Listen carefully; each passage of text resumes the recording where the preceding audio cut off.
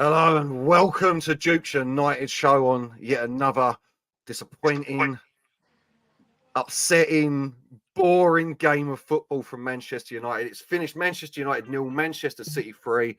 I'm your host, Garth Lewis. With me, Nathan Ennerton. How are you feeling, sir, after that performance? I feel all right, man. We didn't get whooped. We didn't get whooped 5. We didn't get whooped 5, man. It was expected, man. So I was bracing myself for it before it happened. So, you know, when you expect something to happen and it then happens, don't feel so bad. Don't feel so bad. I was expecting that. I was calm the whole game. Obviously, when we did get them little counter-attacks, them few little ones that I thought, these are the ones that I've got to make it count to make us actually get involved and get something out of it. They didn't come to anything. And exactly what we expected. I expected a Haaland hat-trick. Fortunately, we didn't get that, but they got the 3 goals anyway, and it was comfortable for them, wasn't it? Very comfortable. That was a day in the park from, Curlers straight away. Good to see you again, Curlers, mate. Men against boys all game. Yeah, I feel so. It's made so much easier with a soft pen call. We'll get into that in a second. After we chase shadows all game, ETH also needs to be called out for some shocking calls today. We'll take that 1 point at a time. Men against boys. That's something I said as well, funny enough, Curlers in the group. It felt like that all game. Was there any Man United player on the field? We'll get into Onana on the field today that gave a performance that you can say was a half decent performance. I feel like Amrabat did okay. Eriksen did okay first half. I feel like Maguire did all right. He did okay. He did what he normally does. Still got a mistake in him, though. Still got that. Yeah, Maguire, he still had a mistake in him, but he didn't. It wasn't anything glaring that you go, no. What the hell are you doing today? So Hojlund looked quite lively. You know, he looked like lively if we was able to get him to ball enough, but we didn't. Apart from that, really didn't really do anything else. And I'm talking players on a 5 did all right. You know, not anything more than a 5. And they were our best players giving us a 5. So you're hoping that they can pull out the bag a little ball to keep the ball in possession and you know, under a bit of pressure. But my gosh, did they pressure us, like constant pressure when we got the ball, and we couldn't handle it. We couldn't keep it. Not good enough. Not ready to play our own brand of football still. And you're right, Garth. We're not missing too many attacking players, yet we're still playing this poor football. And it's really sad because we've got no end product anywhere on the pitch. Anywhere on the pitch in regards to going forward. Nowhere. It's poor. Yeah. Hurts. Oh my goodness me, it hurts. It's painful, man. This is where I'm coming from. It's just I see some people are commenting that we didn't do too badly today in points, and it's like, I know what you're trying to say, like we didn't get smacked up, but we've got nothing in. Like they're walking through our midfield. Anyway, so much soft pen call. I'm just going to throw out mine here. Yes, it's soft, but the moment exactly, you've took the words out of my mouth. It's a pen. It is a pen. It's a pen. It's soft, and I agree that the consistency needs to be the same. If you're going to start giving them, then you need to be giving them all the time in every game. You can see it every week, every game happening. But it's a pen, and we can't be blaming that result on a soft penalty. We really can't. You know what I mean? ETH needs to be called out for some shocking calls today. I'm guessing, Curtis, you're talking about the substitutions there.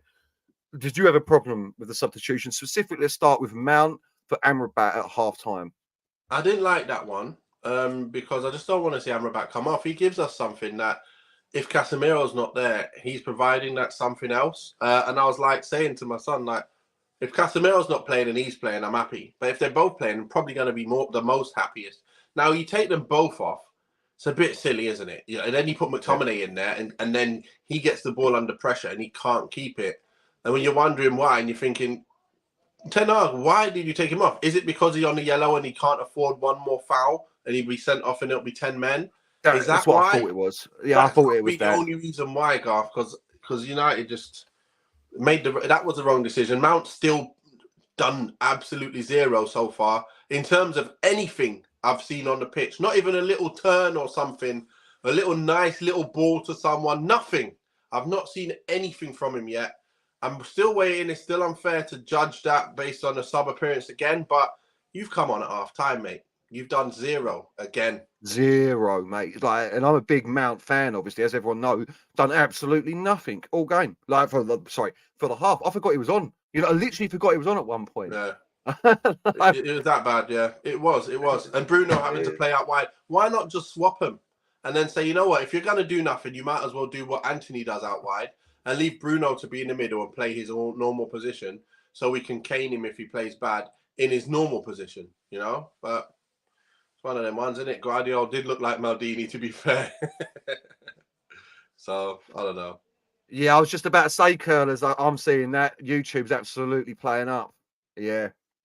So that's why we've got, YouTube's not, I don't know what's going on with YouTube at the moment, but that's why we've got no viewers at the moment, mate.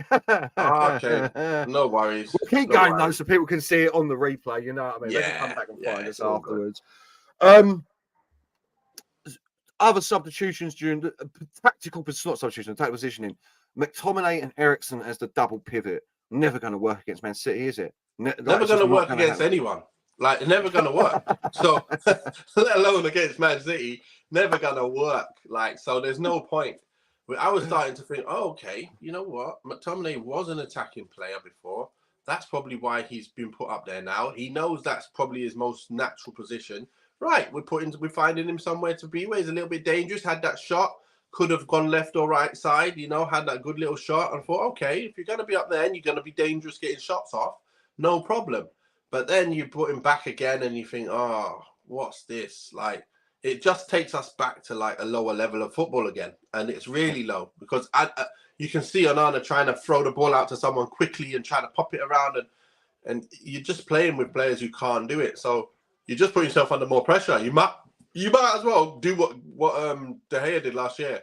And that's just, but with a bit more quality, because I know Onana can find that Haaland.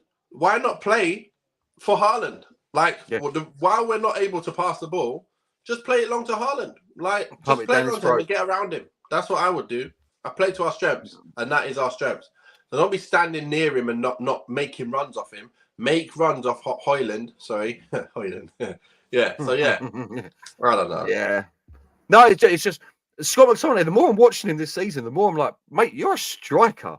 Like, you're a striker. I know he played youth team football. Like, who put you as a DM, bro? Is it because you're 6'3" and you can put a tackle in? Is that what it's ridiculous, isn't it? Because you're a striker, fella. Because the moment they put him back in that defensive midfield position, all of his frailties came to display again. He's not got, and this isn't, I don't know how else to put this. So I'm not trying to say he's slow or anything. He hasn't got a quick football brain. He needs an extra second. You know what I mean? Yeah. Like, so, and playing DM against someone like Man, you ain't got that extra second. That's where Casemiro, even with his slow legs at the moment, comes into his own in this team. His brain, his football IQ is massive. It's so 100%. Quick that whereas McTominay needs the extra second. By that, this is what I realised today. It's not that his passing is bad. It's by the time he's getting the ball out his feet, he's closed down.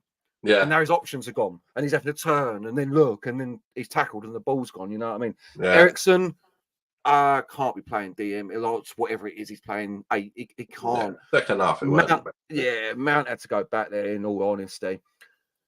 Would you, looking at the formation they started with, in hindsight, being 2020 as always, would you have played Reguilon from the start? I know we talked about the first team earlier in the day. Would you still stuck with what they had Lindelof there?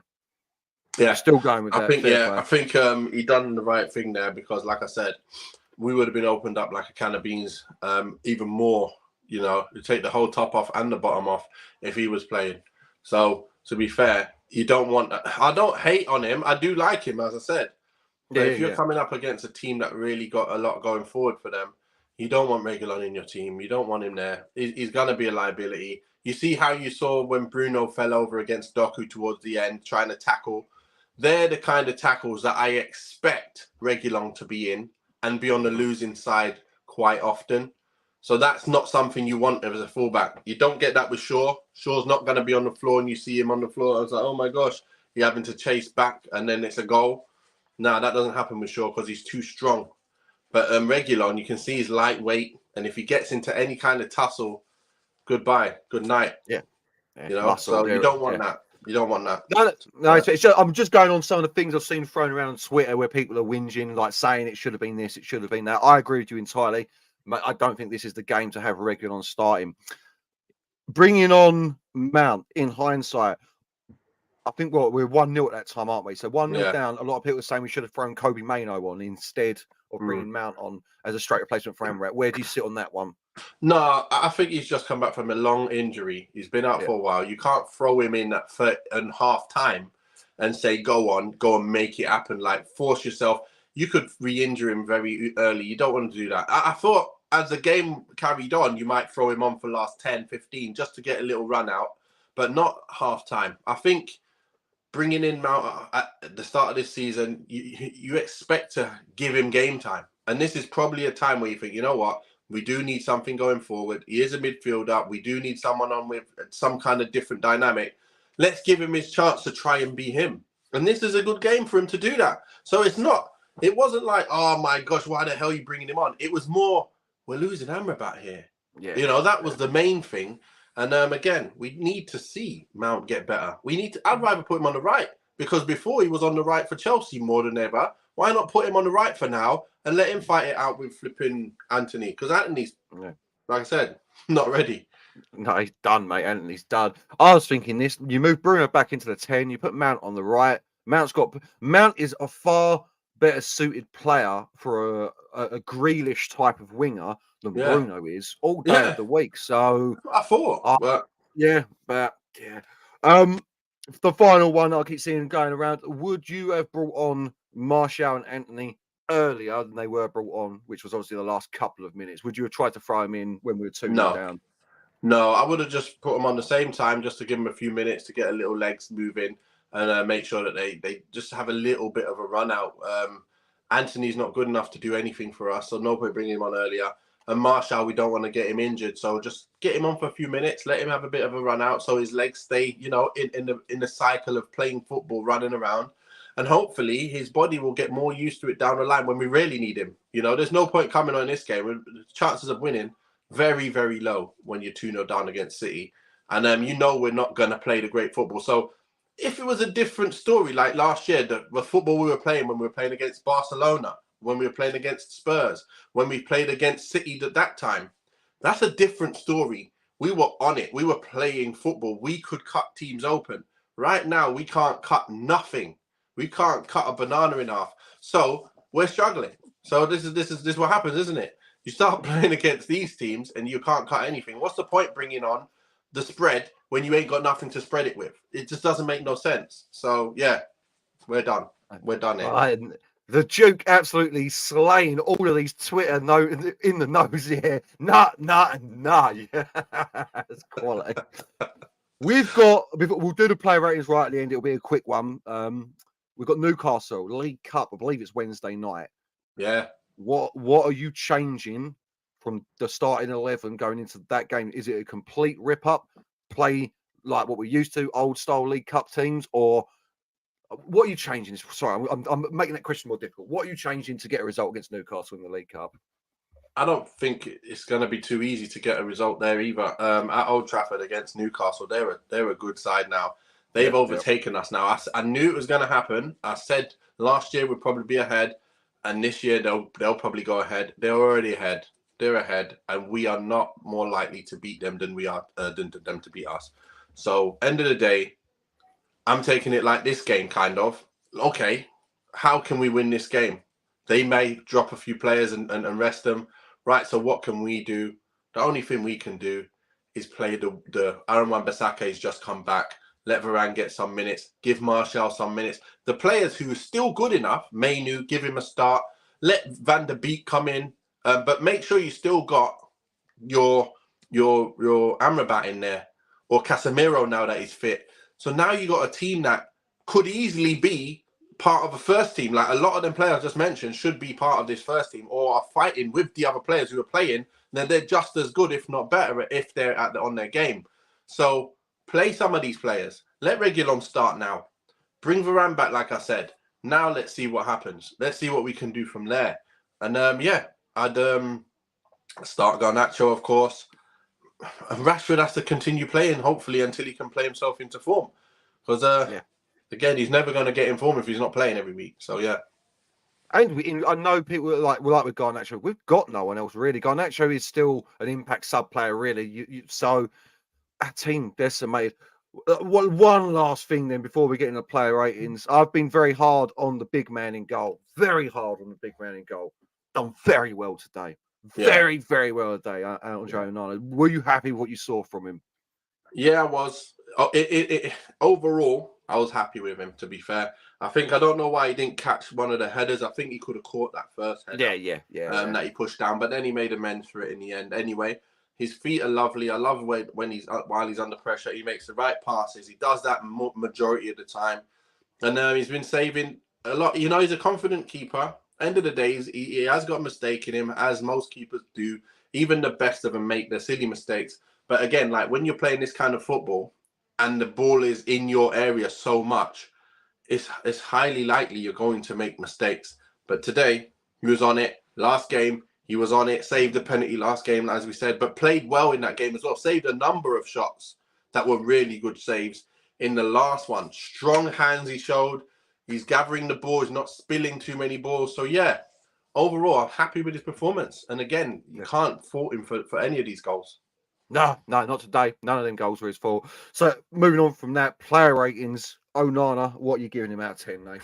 I'll give him a 6. That's about where I'm at with him as well. Diego Dalot at right back. I think it's probably like a 5. Not really anything good. Maybe even a high 4. Nothing really. But again, if you're not doing much and we lose 3-0, it's probably a 4, 4.5. Yeah. Left back today, Lindelof. What are we saying for Lindelof? The big Swede. He's actually not as good as Dalot, so I'll probably give him a 4 on the dot. 4. Yeah. The fridge, Maguire. I'll give him a 5.5, nearly 6. 5.5, 6. I think he did all right. He wasn't, a problem apart from that one header where he tried to head it to us for some reason, to their player. And good job, Finger was in the way. Dalot was in the way, I think. Yeah. Otherwise, that would have been a header straight to their player, and it's a goal. So that was a lucky one that he got away with. But apart from that, his passing was on point. He passed it quickly, and he defended okay. He won the headers that he needed to. He gave Haaland a bit of a run for his money with the physical side. So look, he did all right. He did do all right. Yeah. No complaints for him. Johnny Evans, the elder statesman of the team. Yeah, I think slightly. I guess he didn't have as much to do as Maguire, so I think probably give him a straight 5, if you get what I mean. Yeah. I think Maguire was just above him, but he's probably a straight 5. He wasn't too bad either. Nothing special. So going off the ratings you just given there, is it fair to say that you're not really blaming the back 5 for the result today? Like we'll get into the midfielders in a minute. Are you saying it's more coming from the midfield and the lack of tenacity in those positions at the moment? No, I think it's just that City were far too good for us. Like, doesn't matter who we had in the team. It was no mistakes. It's just that they're way better than us, and they're gonna score goals, and they're going to create open chances, and that's just what's gonna happen. And sometimes it's not the badness of your team; it's how the other team are playing. And I'm sorry, we're miles away from that kind of team right now. They play 1 touch, 2 touch. I was even counting how many passes made more than 1 touch. How many passes each player had, how many touches they had before they passed it. I was like, 2 touches, 2 touches, 1 touch, 1 touch, 1 touch, 3 touch, 2 touch, 3 touch. And then you got the Walker running down with 4 touches and then pass, nearly go. I'm like, oh my goodness me, these guys are ridiculous. And we, 1 pass, lost it. 1 pass. And then everyone's just all in the same area and losing it. And it's like, what is this? Like, you guys don't even know how to play football, and you guys are playing for Man United in the Champions League. How is it possible that you guys can't wake up out of your sleep and pop the ball around and keep it? I don't get that. I just don't get it, because the other teams can. Why can't we? We're poor. Yeah. Simple as that. Into the midfield, and I apologise, Nathan. I've done all the hard work to get these players cut out for it as well. I haven't put any of them up yet. Amrabat in defensive midfield, first half. What are you giving Amrabat? Amrabat, I liked him. I think he got a 6. Again, you're not going to get more than a 6 because I think, to be fair, you know what? Amrabat and Eriksen, 6. I think I'm going to just reel them off, mate. Amrabat, Eriksen, 6. I think you're talking about Bruno. I'm going to go with Bruno being 5. I think he was a bit worse. And he annoyed me today from the stupid little petulant things he was doing as well. I just wanted to quickly talk about that. At the end there, we were losing our composure bad. And I was never a fan of him as captain. He changed my mind. But it's moments like that when the captain's being that petulant, you see it drifting into the rest of the team. And it weren't great from him at the end there. Oh, you know what I'm saying? It's a bit poor. A bit poor from him. McTominay, again, I think is about 5.5. I like to give halves because they're in and around certain areas. Yeah. I think he's in and around the 5.5, maybe even 5. Maybe bring it down a little bit. He wasn't as good as Eriksen, but when he was up there, he did create a couple, not create, but he did have a few chances which were pretty good. So, and that's against City. So he did do all right in that part, but come on, in a whole game of 90 minutes, probably a shot and that was it. Getting a 5. Yeah, and don't worry, 100%. This isn't the transfer exchange show. We haven't got the arbitrary rule from Kieran that you can't give 0.5s in the episode. He won't allow it. He only deals in whole numbers, no halves at all. So. Rashford, Marcus, 5.1. No, hold up a minute. I said you could have halves here, mate. I think he's in and around. I think he was in and around the 5.5 mark. Slightly better than the McTominay. More quite dangerous at times, but still gotta finish your chances, mate. When you got a chance like that you've put on your plate for yourself, you gotta finish your dinner, mate. You got to finish your dinner there. Yeah, unlike him to not hit the target there, he's got to do it. He's got to hit the target and let the keeper make a save. If the keeper makes a save, okay. And then you say, why haven't you put it in the corner? But then to miss the whole target from about 8 yards out, it's not good enough. It wasn't good enough. And a game like this, you need to score as well. Is it a confidence thing, Nate? Did you ever have this in your career where nothing is going your way, even though you're trying everything? It happens. Just nothing. It does happen. But I don't think that was a confidence thing. I just think it was a composure thing at the time. I think he should have he'll know himself, oh man, I should have just been more calm there. And then that's it. That's your one chance gone, isn't it? It happens. That's what football's all about. Can you take that one chance when it comes your way? Or are you going to miss it and be that guy who's a little bit less on the rung of the ladder? You're either an elite who scores them all the time in your sleep, or you miss them and you're just off world class. That's what makes you.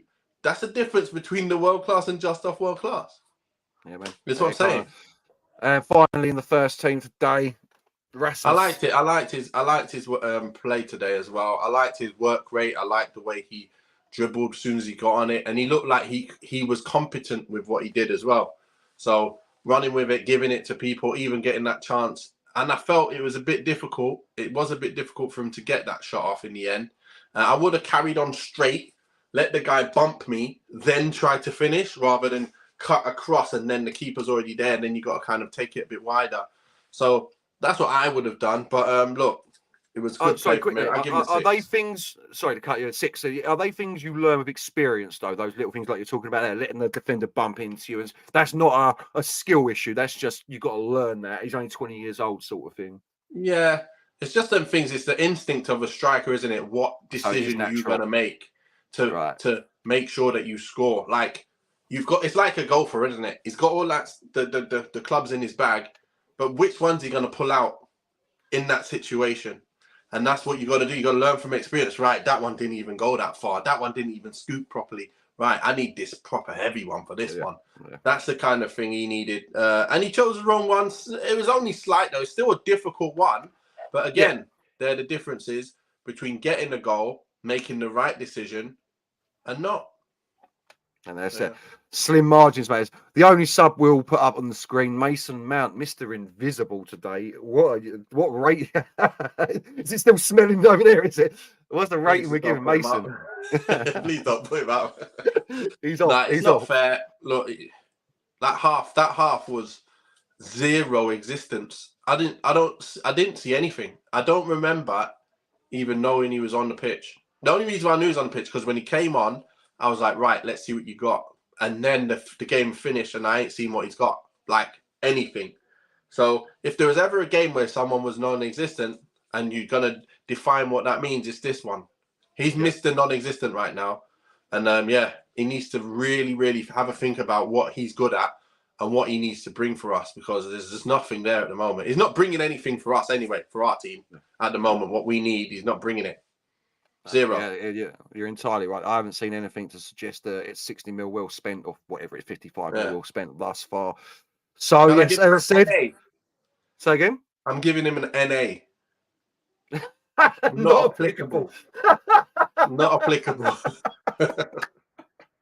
He's on the NA. I'm sorry. That's what I'm giving him.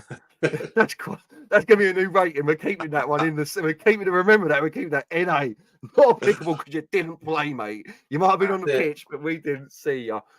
So there's not much more to dissect from this game, apart from Man City. They're one of the best teams in the world. They sliced us apart, and we are what we are at the moment. Newcastle, Wednesday night, we move, we go again, hoping for a result there, hoping for something that can uplift this team.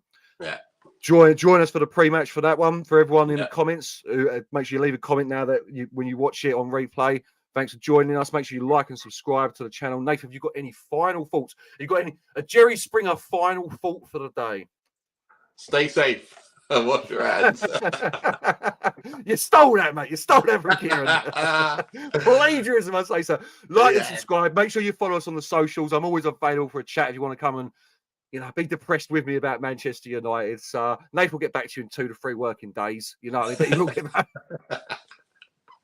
And we'll see you again on the next Dukes United show. Peace out, people. Peace out.